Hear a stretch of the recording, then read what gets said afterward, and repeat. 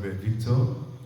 You are welcome to our very first broadcast in this program at this Space Lab. Today is a historic day for us, and we are starting with a topic that is literally out of this world. You know, for over 50 years now, humanity has been strangers to the moon. We left our footprints, we planted our flags, and then we stopped. Guess what? That changes now. This isn't just about another space flight. This is the moment where we graduate from being planetary species into interplanetary one. To begin, the beginning of this mission is it connotes the beginning of humanity among the stars. And joining me to launch this series are with me four brilliant students from this academy. David Daniel, Dominic Buja. Wonderful. All right, thank you so much. I want to officially welcome you to this show. The essence of this discussion here, it's all about Artemis 2 mission. And of course, we have been hearing about Artemis 2 mission, and our major aim here is to carry out a campaign. We are canvassing, encouraging, inspiring every young student and even Nigerian to buy into the ideology of space mission. And right now, I'm going to be asking our speakers here. They're going to tell us give us an overview of what Artemis 2 mission is all about. Thank you. The LIS Artemis Space Project is an educational initiative founded by LIS Academy aimed at creating awareness about the future of space exploration and the importance of space technology in Nigeria. This project focuses on the historic Artemis 2 mission led by National Aeronautics and Space Administration, NASA. The aim of this mission is to return humans back to the moon and prepare for future exploration of Mars.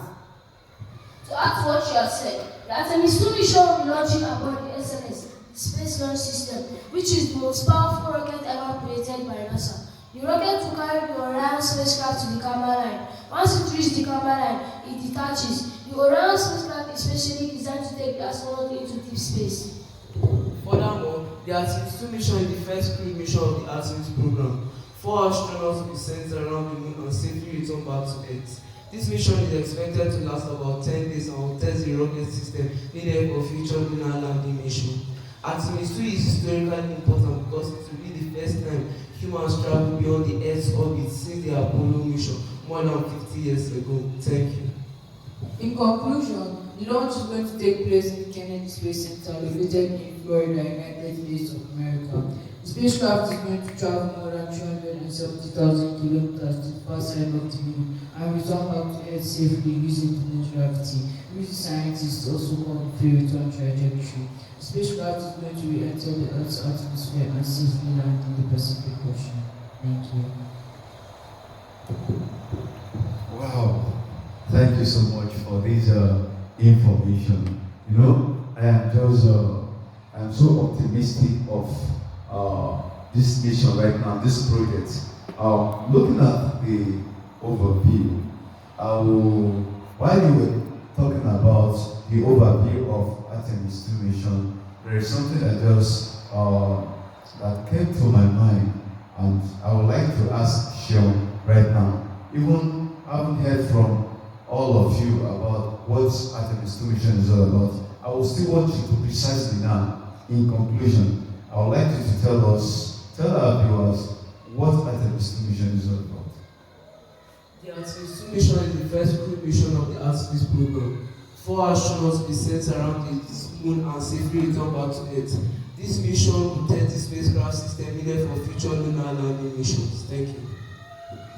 The Artemis 2 mission will be launching aboard the SLS, the Space Launch System, which is the most powerful rocket ever created by NASA. The rocket will carry the Orion spacecraft safely to the camera line. Once it reaches the camera line, it detaches. The Orion spacecraft is specially designed to take astronauts into deep space. The Orion spacecraft has many components, like the crew module, service module, and the launch abort system. The crew module is where the crew will stay and do their daily activities.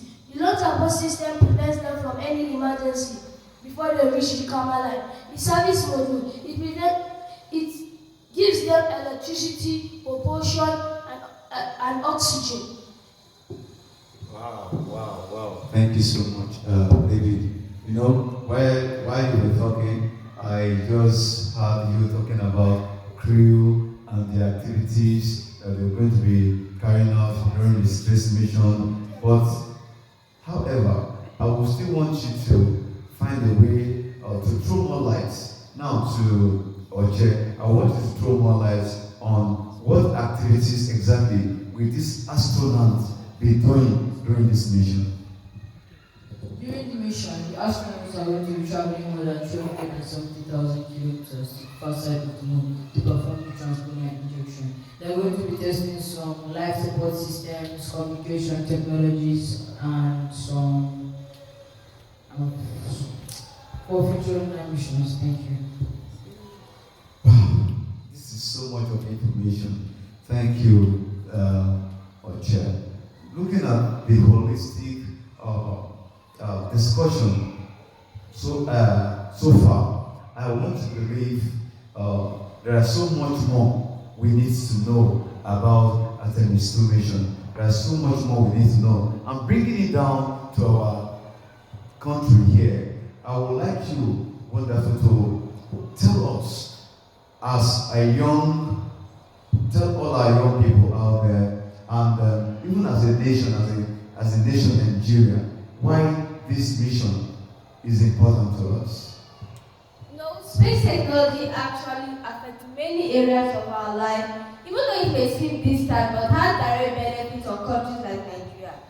Space technology actually supports, weather forecasting, agriculture, navigation system, telecommunication. They are just a lot. So teaching our Nigerian students about space technology can help them become future engineers, scientists, and also add to global innovation. So we hope to inspire our Nigerian students to stay focused and dream big. Wow. Stay focused and dream big. I think that's exactly the right word we need now as a country. We need to stay focused and dream big. If we can stay focused and dream big, the sky will not just be our limit, it will be our starting point. What we need now is for every young Nigerian to dream, believe in it, and make it happen. And the sky will be our starting point. Thank you, wonderful. It's time for us to stay focused in Nigeria, and our dream will come to reality. Over to you, Shion.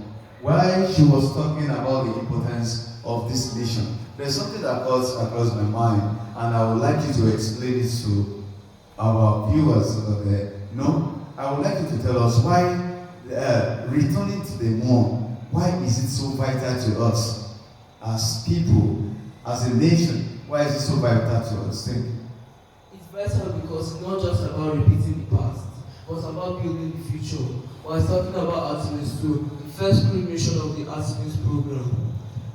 This is not just a statement that our future is here on Earth, but out there among the stars. This is a global chance to create this global momentum and improve our own space program here in Nigeria. Thank you. Wow. While you were talking, there's something that came to my mind. It's not just about repeating the past, but this is, in other words, a bold declaration about the future. It's a bold declaration. We are looking into the future, and the future begins now. And that is why we are here creating this awareness, involving every young Nigerian, every young people out there, every country out there, to believe in space technology, believe in space mission, whether we like it or not. It has come to stay. It has been part of us. The earlier we believe it, the better. Thank you. David, I can see a model here. I would like you to explain to our viewers out there what this monster rocket is all about. Exactly. Forget the old Apollo modules. This mission features the Orion spacecraft, which is specially designed for deep space travel. It is being pushed by the SNS, the Space Launch System. It is an absolute monster generating more thrust than the legendary Saturn V. It is powered by the 4 rocket engines and the 2 boosters. It is the most powerful rocket ever built. It is the most powerful rocket ever built. That's amazing. That's amazing. And while Sean was talking the other time, there's something that came to my mind. He talked about some astronaut, and I think it was even Oje, was talking about what the astronaut will be doing during this mission. I think I have interest in knowing this astronaut. Can you just let the cat out of the bag? Tell us who are these astronauts that are about to make this history. So, this crew is a true image of our world today. We have Commander Red Wiseman leading the way, and pilot Mr. Global, who will be the first man of color to ever go on a lunar space mission. Joining them is Christina Koch, who holds the record of the longest single space flight by a woman, and Jeremy Hansen of the Canadian Space Agency. This is truly an international space crew. Wow, this is amazing. Something I remember. There is always a ride to every destination. And you must get the right ride for the right flights.